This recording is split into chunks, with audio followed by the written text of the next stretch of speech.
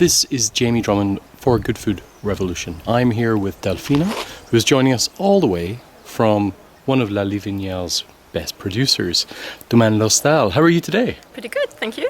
Now, you are technical director at Domaine L'Hostal. Yeah. Tell us a little bit about what attracted you towards this sub-region, the premier cru of Languedoc.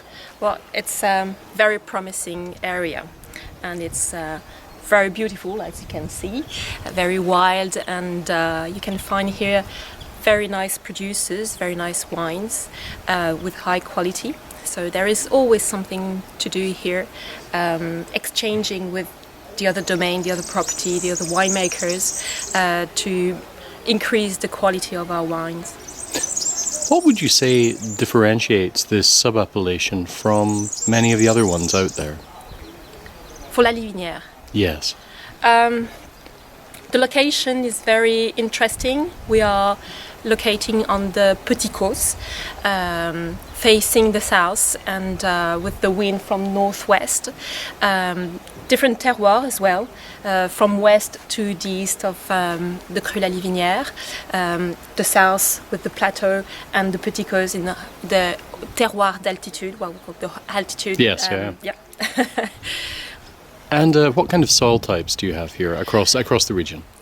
We have limestone, degrés, I don't know the name in English, and some marne, and a little bit of schist on the west of yes, I saw that appellation. today, Yeah. yes, Yeah, about 50 hectares on the total appellation. And for those people who are not that familiar with the appellation, which grapes do you grow here? Mainly Syrah, with Carignan, Grenache, and Mourvèdre. Mainly. And those are the four grapes that, for the most part, for the are most part, used. exactly. And how do you think the region has evolved over the last, say, 10 years? They probably renovated a lot of the vineyard. Like in our property, Monsieur Caz bought the property in 2002, and between 2002 and 2007, we renovated 70-80% of our vineyard. Oh, right. Yeah. And when it comes to vinification, have you seen many changes in the evolution of the wines from this region? Yeah, a little bit. We try to adapt the vinification to the variety we have, so we don't extract too much. We still macerate 2 to 3 weeks for La Livinière, for example, for the Cru La Livinière. And the difference would be also in aging, the way we use barrels for aging our wines. We don't use new barrels to respect the fruit and the structure of our wines, and we don't rack them. So once they're in barrels, they will stay there for 12 months. Right. Yeah. Okay. I mean, one of the journalists, not jokes, but one of the common threads as we were tasting through many wines from the Languedoc was there are still people who we feel make quite bad oaking decisions. Are you seeing a little bit less heavy-handedness in La Livinière? Yeah, for sure, less and less.